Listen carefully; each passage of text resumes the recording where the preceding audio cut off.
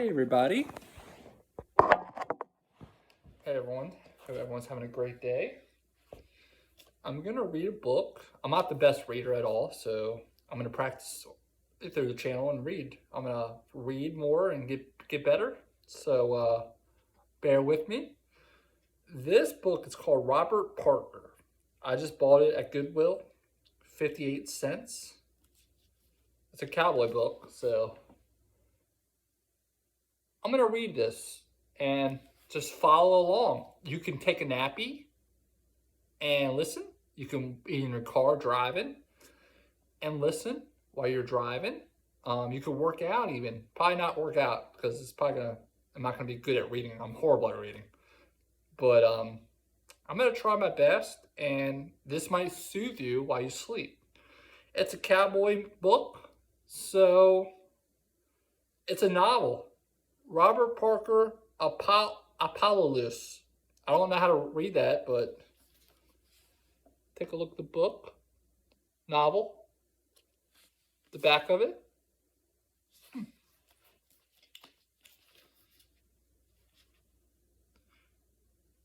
A richly imagined novel of the Old West, as spare and valid as a high-playing sunset from one of the world's most talented performers. This is telling about the book. It was a long time ago. Now there were many gunfights to follow, but I remember as well as I remember anything the first time I saw Vigil Cole shoot. Time slowed down for him. Always steady and never fast.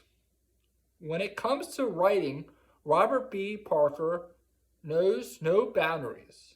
From the Ionic Spencer detective series and the novels featuring Sonny Randall and Jess Stone to the groundbreaking historical novel,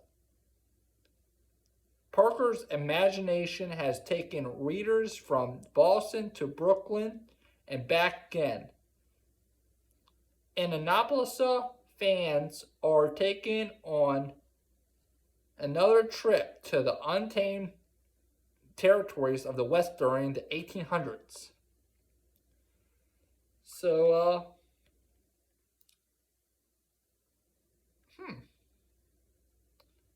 sounds interesting, right? So I'm gonna go ahead and Apollolusa. I don't know how to say that. I'm probably saying that wrong.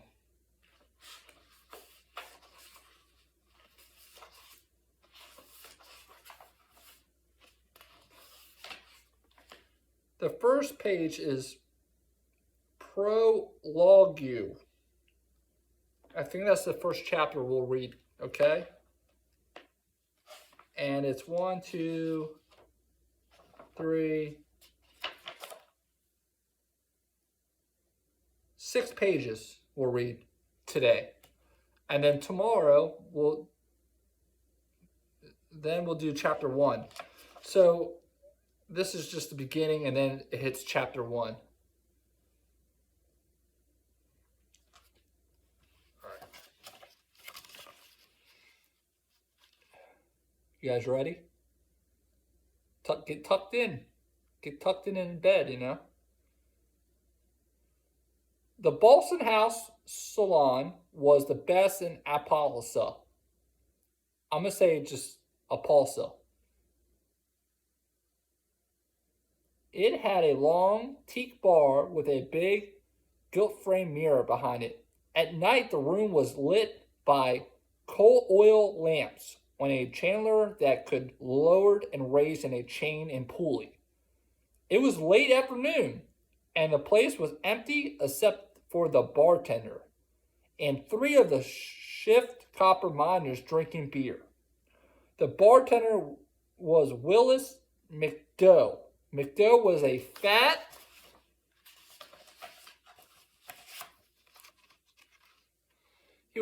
man who always wore white shirts, fresh from the Chinaman.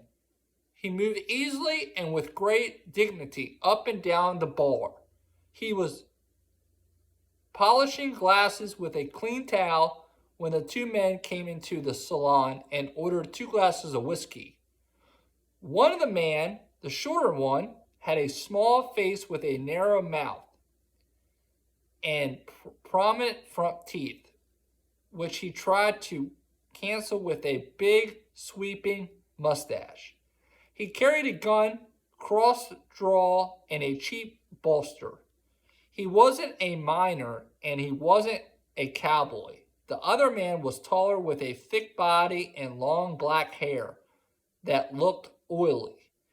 He took bad a gun. He was stuck in the right band pants pocket with its dark walnut butt showing. Between them, they drank a bottle of whiskey. They spoke only to each other. They paid no attention to McDowell or the 3 miners.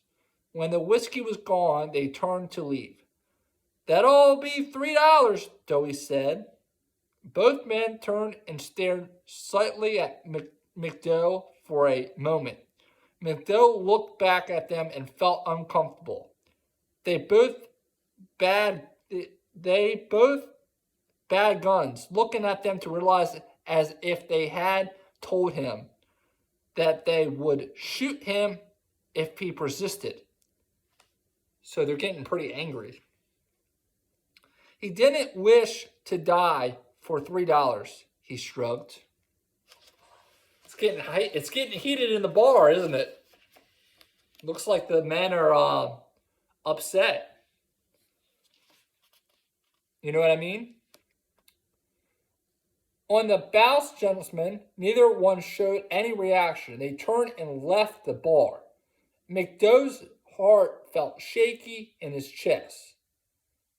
They had just came from seeing a reception show about Venice, Italy. Now they walked into 2nd Street, lit mostly by the moon and a little by the light that spin out the barrooms.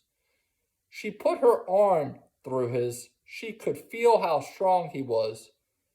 It would be so exciting if they could ever do a Venice or any place. Really, as long as they were together, coming towards them on the board sidewalk were 3 men.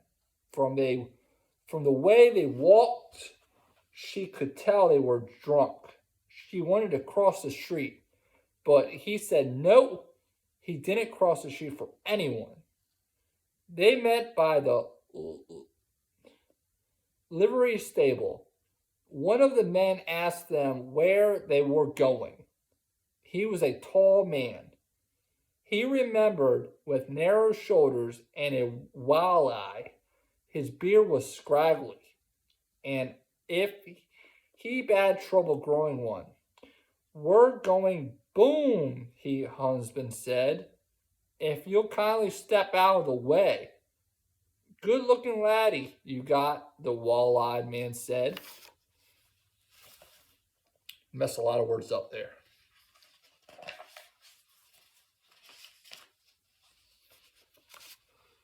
Alrighty, ready? Robert B. Parker.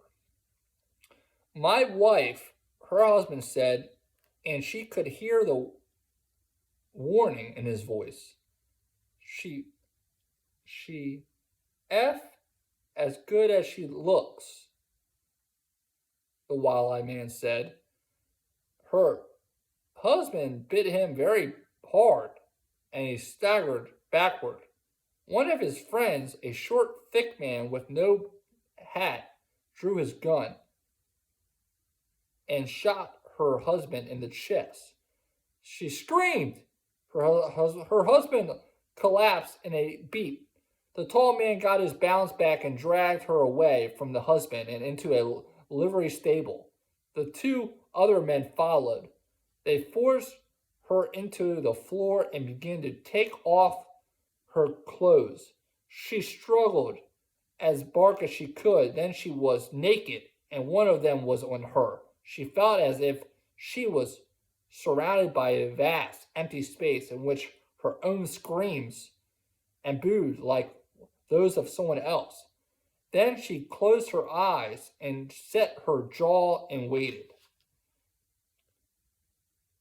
Jake Bell bad worked all the tough towns. He be a city marshal in cattle trail towns and worked the wild mining towns like Tombstone and Silver City. He scouted for the Army and rode shotgun for Wells Fargo. He once arrested John Wesley Hardin. When Clayton Johnson's wife described the man who shot her husband and raped her, Bell was pretty sure who did it. With two deputies, he rode out to the Circle RB ramp to talk with Randall Bragg. He owned the ranch and for whom the